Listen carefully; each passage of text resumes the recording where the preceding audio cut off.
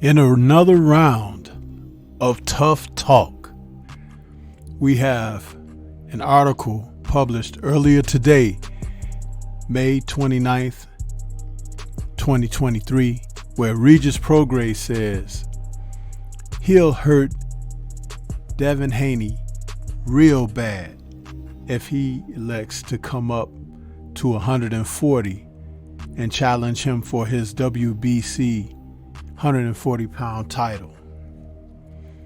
The article was written by Jim Kalfa. The link will be in the description. This is my review of the article and my thoughts. It goes on to say that Regis Prograis says he'll hurt Devin Haney real bad and knock him out if he comes up to 140 to challenge him for his WBC light welterweight bout. Prograis, who is 28-1 with 24 KOs, thinks Haney is in a tough spot right now with his career because he'll get beaten if he stays at 135 or moves up to 140. Haney recently expressed interest in fighting Prograis, saying that he contacted his new promoter, Eddie Hearn. Staying at 135 means that Haney, who's now 30-0 with 15 KOs, would be expected to face either his WBC mandatory Shakur Stevenson or Gervonta Davis, and Prograis sees both of those guys beating him. If Haney ducks both of those guys, it'll be there to see that he lacked self-belief to face them. Boxing fans already suspect that Haney doesn't believe in himself, because that's why he's talking about leaving the division to move to 140 rather than standing his ground and fighting Shakur. Some could argue that Haney's actions are similar to those a soldier fleeing the battlefield when the enemy is approaching. Instead of staying in the front lines and fighting, Haney is essentially throwing his rifle away and hightailing it to safety, choosing not to take the risk. Man, wait a minute. I have to listen. I'm reading this as I'm recording this, so I have to stop and chime in right away.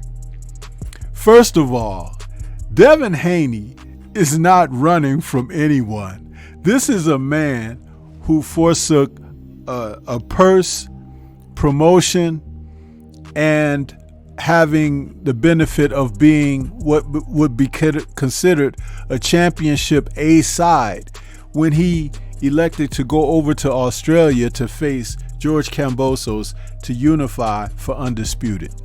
Even though he was the WBC champion and had defended the WBC belt, and Kambosos simply won the belt away from Teofimo, who had defeated Vasyl Lomachenko.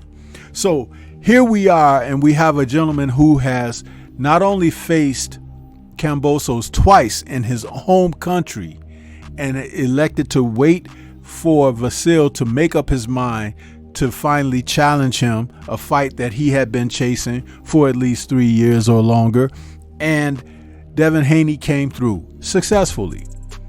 His fight with Vasyl Lomachenko was a high caliber boxing match that saw both men have moments in the fight, but overall Haney got the decision, and I feel like the consensus that he won the fight. It was close, but it was not a victory for Vasyl Lomachenko. Now, some may have looked at that as a chink in the armor of Haney, but I beg to differ, because Haney entered that fight and he was in a position to show some things that he hadn't shown before against a talent that he hadn't faced before. And being that he's in his mid-20s, you have to understand that that was an experienced man he was facing in Lomachenko, who was 35 years old, 10 years older.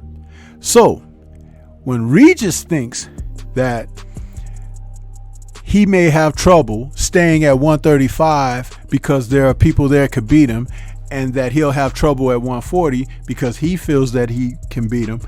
That's the very thing that Devin Haney relishes as a challenge.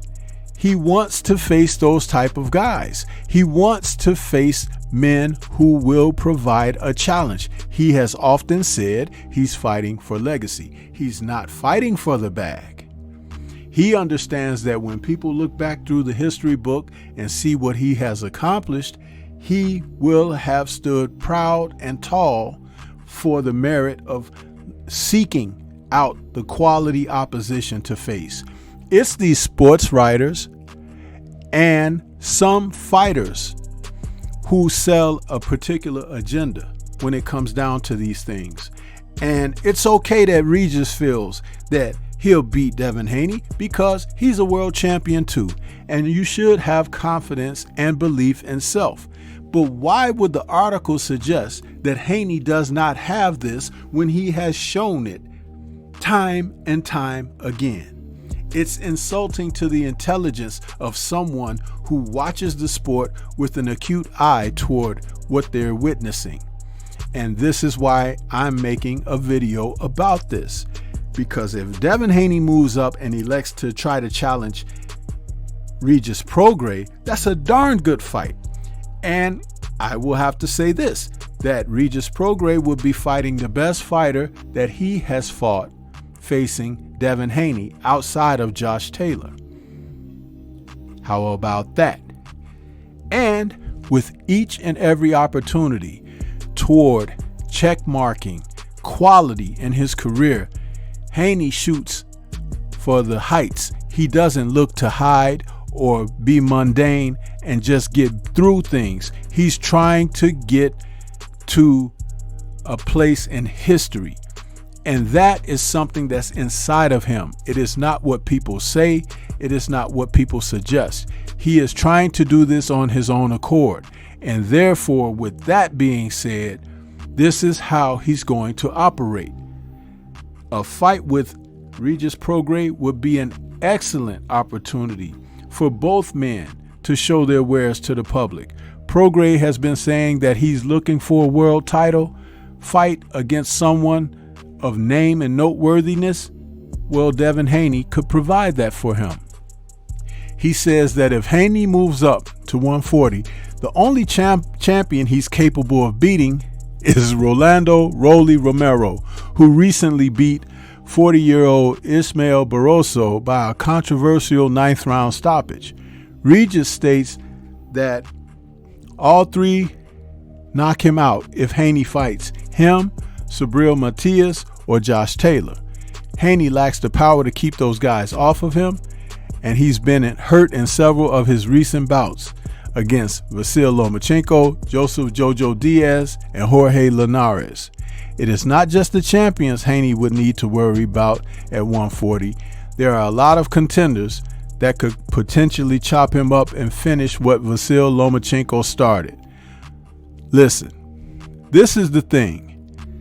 You can say all that you want, but it has to happen in the ring.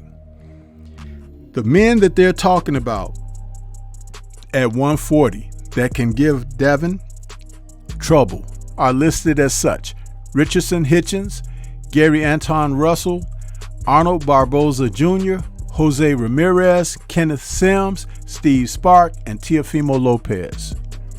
Prograis is defending against Danielito Zorrilla, who's 17-1 with 13 KOs on June 17th at the Smoothie King Center in New Orleans next month.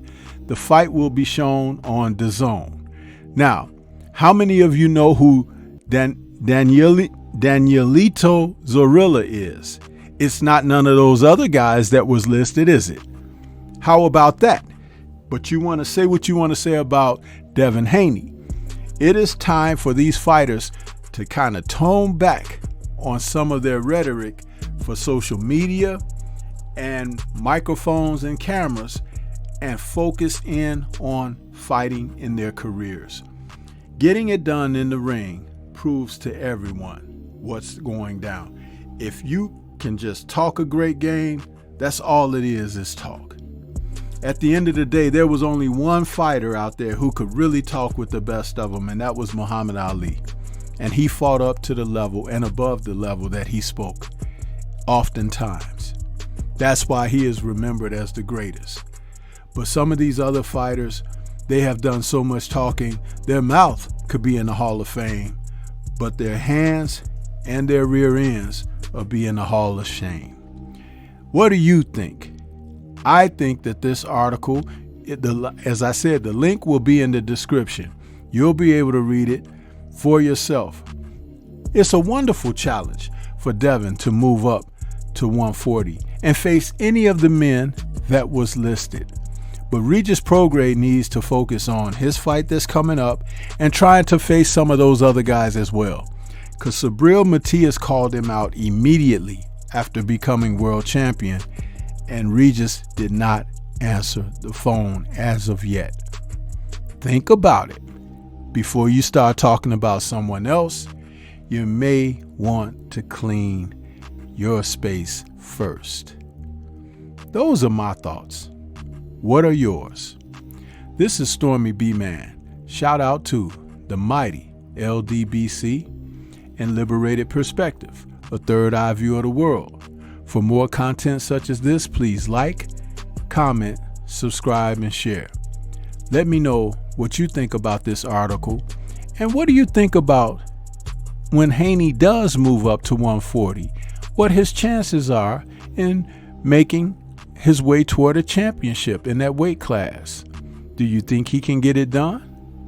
I do. Leave comments and let's discuss. Peace to everyone out there, and everyone please remain safe.